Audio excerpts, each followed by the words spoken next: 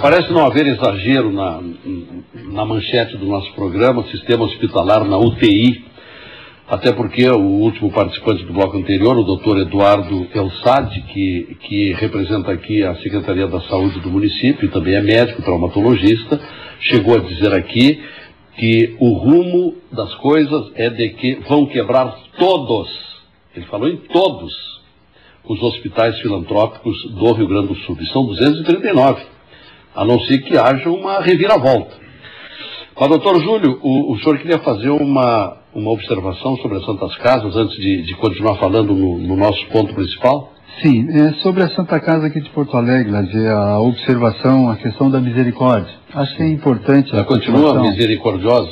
Na nossa avaliação, muito mais ainda. É mesmo? Vou te dar bom que o senhor diga isso, porque andou se formando uma opinião aí, sim. E até se compreendeu, porque era uma questão de sobrevivência. Claro.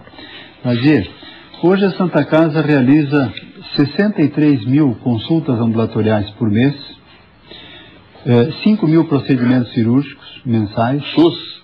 Calma. 5 mil procedimentos cirúrgicos, estou te dando o total. 5 mil procedimentos cirúrgicos, 4.200 internações hospitalares e 320 mil exames, dos mais variados, desde ressonância magnética, tomografia, radiologia e assim por diante. 320 mil exames. Deste total de atendimentos, 60% é SUS. 60%? 60% é SUS. Mas já foi menos, né? Ou não? Desde que houve as transformações...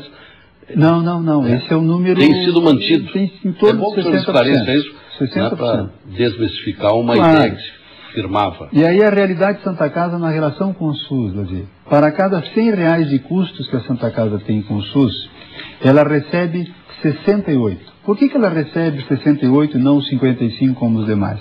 Porque a Santa Casa tem uma boa parcela de complexidade na área de transplantes, radiologia, cardiologia, neurocirurgia, assim por diante. E ela também é hospital de ensino, então ela recebe um incentivo pelo ensino. Mas considerando todo o recurso público que a Santa Casa recebe, para cada R$100 de custos que ela tem para assistir um paciente SUS, o SUS remunera 68. Lazier, de 32 em 32 reais que faltam para cada 100 de custos que ela tem para atender este volume SUS, a Santa Casa tem que gerar na área de convênios e particulares em torno de 4,5 milhões por mês só para equilibrar o custo que ela tem para assistir ao Sistema Único de Saúde. Aí é que está o problema da Santa Casa também.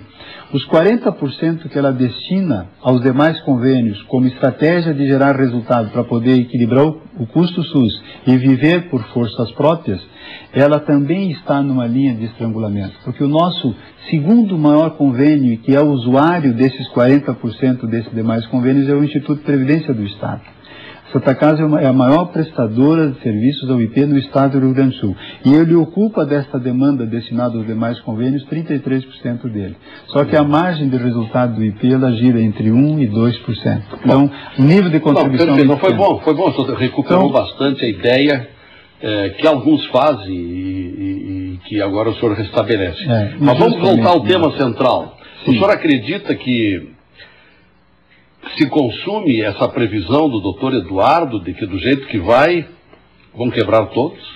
Olha, Lazier, eu diria assim, o doutor Eduardo falou em 2 anos. Não, são nos próximos meses. É mesmo? Da forma como a questão está posta é nos próximos meses.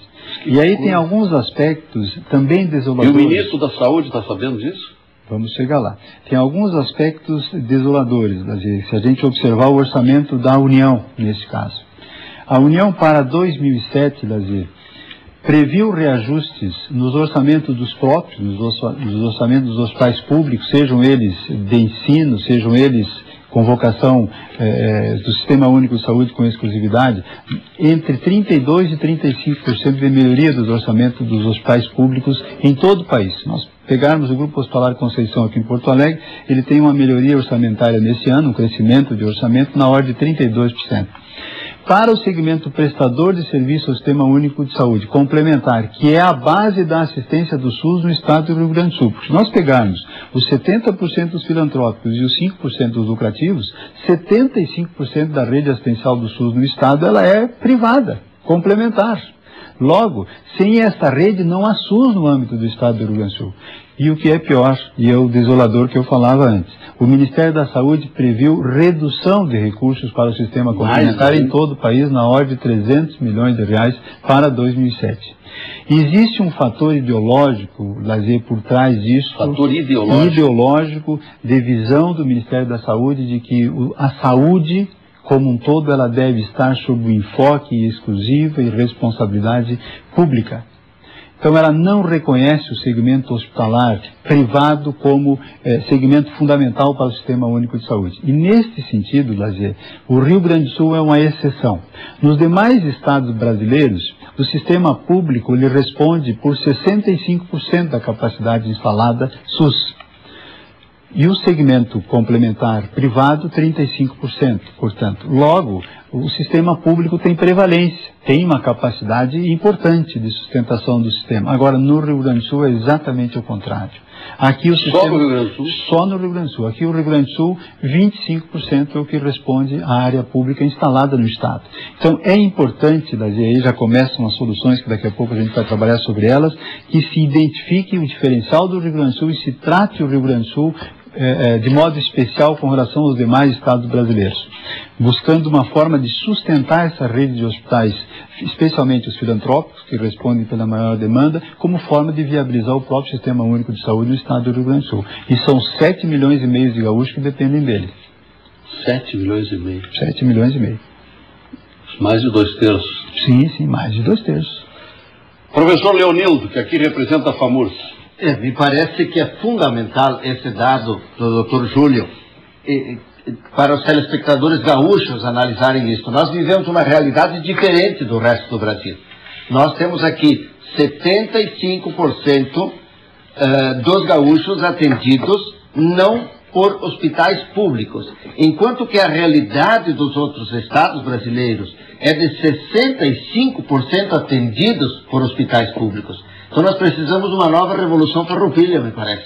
Justiça para o Rio Grande do Sul. É um tratamento diferenciado que me parece fundamental que o Ministério da Saúde se dê conta, e não tem ideologia nisto, é uma questão de justiça para o Rio Grande do Sul, que se trate a questão dos hospitais do Rio Grande do Sul de maneira diferenciada do que é tratado no resto do Brasil, em função do número de atendimento de pacientes que os hospitais fazem. O problema é achar um novo Garibaldi dentro do salto.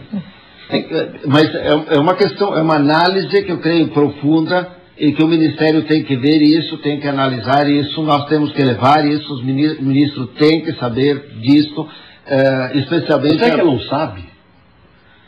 Se não sabe, talvez não... Ao menos os números demonstram que não está sendo analisado se o investimento é zero ou menos do que se investiu esse ano, enquanto que os hospitais públicos têm essa previsão do Dr. Júlio, me parece que não é levado em conta esta realidade diferenciada do Rio Grande do Sul em relação a essa situação. Nós temos uma pressão do Ministério para que todos os municípios assumam o gerenciamento pleno da saúde. Os municípios não estão querendo pela insegurança em relação a recursos. Os 15 municípios que voluntariamente assumiram a gestão plena da saúde estão perto de 30% do seu orçamento investido em saúde. Tem o município de Panambi que está com 34% do orçamento em saúde. E parte deles pensando em desistir da gestão plena. Se o senhor vai perguntar dos 15... que Panambi é um município que arrecada bem, né? Se o senhor vai, exatamente, mas se o senhor vai perguntar dos 15 que optaram pela gestão plena, seguramente mais de 10 vão dizer, se nós pudermos voltar só à atenção básica, nós voltaríamos.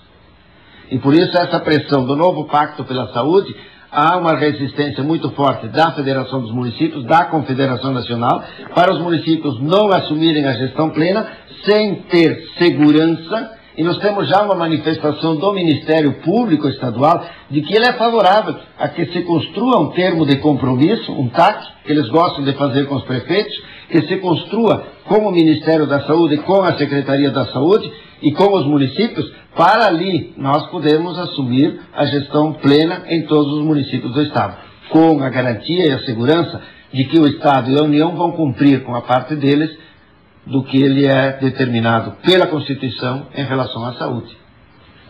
Essa é a angústia dos municípios. Hoje o maior problema do Estado, então, é o problema da saúde, né? Se fala às vezes que é educação, o que é segurança. Mas pela descrição que é feita aqui no programa, é o maior problema do Estado é a saúde. Sim, senhor. Fazer um intervalo para recomeçarmos com a doutora Maria Rita. Estamos hoje vendo o sistema hospitalar na UTI. Voltamos.